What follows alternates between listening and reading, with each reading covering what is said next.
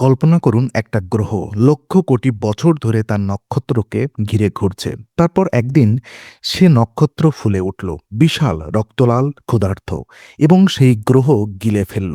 কোনো শব্দ নেই, কোনো সাক্ষী নেই, শুধু আলোর মধ্যে লুকিয়ে রইল একটা রাসায়নিক স্বীকারোক্তি। আমরা সেটাই পড়তে শিখেছি। স্বাগতম ইনফোনারিতে। আজকের বিষয় রেড জায়ান্ট ফরেন্সিক, মহাকাশের সবচেয়ে নীরব অপরাধের তদন্ত।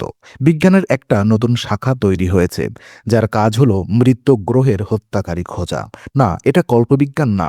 জ্যোতির্বিজ্ঞানীরা এখন নিশ্চিত মহাবিশ্বের প্রতি 12টি নক্ষত্রের মধ্যে অন্তত একটি তার নিজের গ্রহ গ্রাস করেছে।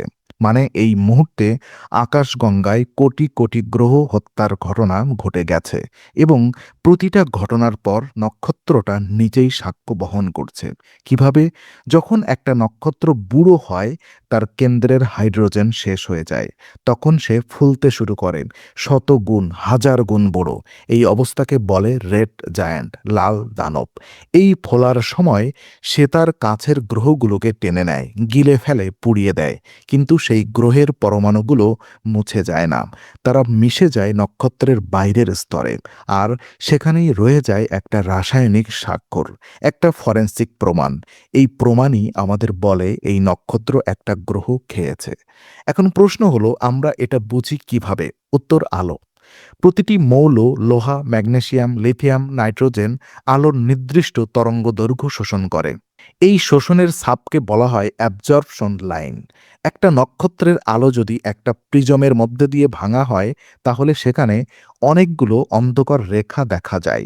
এটাই সেই নক্ষত্রের স্পেকট্রাল বারকোড। মানে প্রতিটা নক্ষত্রের একটা নিজস্ব রাসায়নিক পরিচয়পত্র আছে। এখন বিজ্ঞানীরা যা করছেন, দুটো টুইন নক্ষত্রের বারকোড তুলনা করছেন। যে দুটো একই গ্যাস মেঘ থেকে একসাথে জন্ম নিয়েছে, তাদের রাসায়নিক গঠন জন্মের সময় একই ছিল।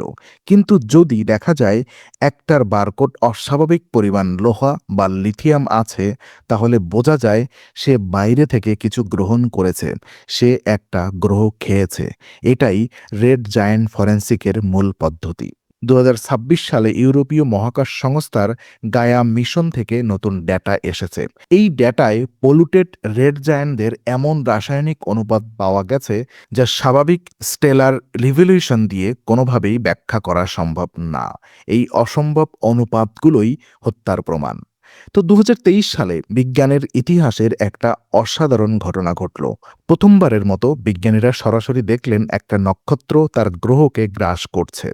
এটা কোনো সিমুলেশন বা তত্ত্ব না, রিয়েল টাইম অবজারভেশন। নক্ষত্রটার নাম রাখা হয়নি রোম্যান্টিকভাবে, কিন্তু তার আচরণ ছিল নাটকীয়।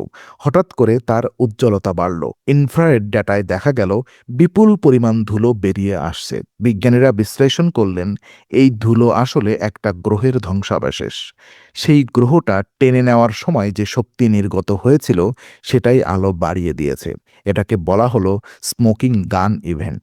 ধোঁয়া উঠছে এখনো, মানে অপরাধটা এইমাত্র হয়েছে। এই আবিষ্কার প্রমাণ করল, আমরা শুধু অতীতের ঘটনা পড়ছি না, এই হত্যা এখনো চলছে। মহাবিশ্বে প্রতিটা মুহূর্তে কোথাও না কোথাও একটা গ্রহ শেষ হয়ে যাচ্ছে। এবার আসুন একটা নির্দিষ্ট মামলার দিকে। White draft G23844। এটা একটা মৃত নক্ষত্র, রেড জায়ান্ট পর্যায়ে পেরিয়ে এখনো সংকুচিত। কিন্তু তার বায়ুমণ্ডলে বিজ্ঞানীরা পেলেন কিছু অদ্ভুত জিনিস। লোহা, একটা পাথুরে গ্রহের কেন্দ্রের প্রধান উপাদান। ম্যাগনেসিয়াম, শিলার মূল উপাদান। নাইট্রোজেন, যা সাধারণত পাওয়া যায় সৌরজগতের বাইরের দিকের বরফাচ্ছাদিত বস্তুতে। মানে এই নক্ষত্রটা শুধু একটা গ্রহ খায়নি, সে সম্পূর্ণ প্ল্যানেটারি সিস্টেম ধ্বংস করেছে। ভেতরের পাথুরে গ্রহ এবং বাইরের বরফের জগৎ, সবকিছু। এই আবিষ্কার জ্যোতির্বিজ্ঞানীদের কাছে একটা সংকেত।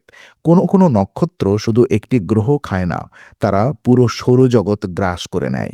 এবং এর আরেকটা সংকেত আছে, লিথিয়াম। যখন একটা রেড জায়ান্ট অস্বাভাবিক মাত্রায় লিথিয়াম দেখায়, সেটা একটা সতর্কবার্তা। কারণ লিথিয়াম সাধারণত নক্ষত্রের ভেতরে পুড়ে যায়, কিন্তু একটা গ্রহ খাওয়ার পরে সেই ফিউশন প্রসেস বদলে যায়, লিথিয়াম হঠাৎ বেড়ে যায়। এটা যেন খুনি তার হাতে রক্তের দাগ নিয়ে ঘুরছে, আর আমরা সেটা দেখতে পাচ্ছি। বিজ্ঞানীরা এখনও রেড জায়ান্ট এবং হোয়াইট ড্রপদের একটা নতুন নামে ডাকছেন, স্টেলার গ্রাভিয়েট, নক্ষত্রের কবরস্থান। কারণ একটা নক্ষত্রের বাইরের স্তর আর অ্যাটমসফিয়ার আসলে একটা গণকবর। সেখানে মিশে আছে কোটি কোটি বছর আগে ধ্বংস হওয়া গ্রহের অবশিষ্ট। এই বাইরের স্তরকে বিজ্ঞানীরা বলছেন ক্যানভাস, যেখানে খাওয়া গ্রহের রাসায়নিক স্বাক্ষর এঁকে রাখা আছে। এখন একটা মজার প্রশ্ন, কতটুকু সময় এই স্বাক্ষর থাকে? উত্তর, কিছু ক্ষেত্রে লক্ষ বছর, কিছু ক্ষেত্রে কোটি বছর, নির্ভর করে নক্ষত্রটা কত ধীরে বা দ্রুত মেশায়। কিন্তু হোয়াইট ড্রপদের ক্ষেত্রে সময় অনেক কম, কারণ সেখানে গ্র্যাভিটি এত বেশি যে ভারী মৌলগুলো দ্রুত ডুবে যায়। মানে হোয়াইট ড্রপটের যদি এখনো পলিউশন দেখা যায়, তাহলে ঘটনাটা খুব সম্প্রতি ঘটেছে, হয়তো কয়েক হাজার বছর আগে। মহাকাশের মানদণ্ডে এটা গতকাল। এবার সবচেয়ে অস্বস্তিকর প্রশ্নে আসি, আমাদের সূর্য কি এটা করবে? উত্তর, হ্যাঁ।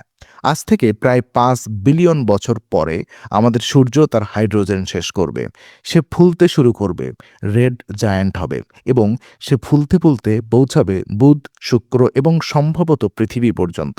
পৃথিবী গিলে যাবে, বা অন্তত পুড়ে ছাই হয়ে যাবে, এবং কোটি কোটি বছর পরে যদি কোনো সভ্যতা বেঁচে থাকে এই ছায়াপথে, তারা আমাদের সূর্যের আলো বিশ্লেষণ করলে দেখবে লোহার অস্বাভাবিক মাত্রা, ম্যাগনেসিয়ামের চিহ্ন। তারা বুঝবে এই নক্ষত্র একটা পাথুরে গ্রহ খেয়েছে। সেই গ্রহটা হব আমরা, পৃথিবী। এই মুহূর্তে আমরা যে গ্রহে বসে আছি, ভবিষ্যতে সে হবে কারোর ফরেন্সিক এভিডেন্স। তো রেড জায়ান্ট ফরেন্সিক আমাদের শেখাচ্ছে মহাবিশ্বে কিছুই সত্যিকারের মুছে যায় না। একটা গ্রহ ধ্বংস হয়ে যায়, কিন্তু তার পরমাণুগুলো থেমে যায়।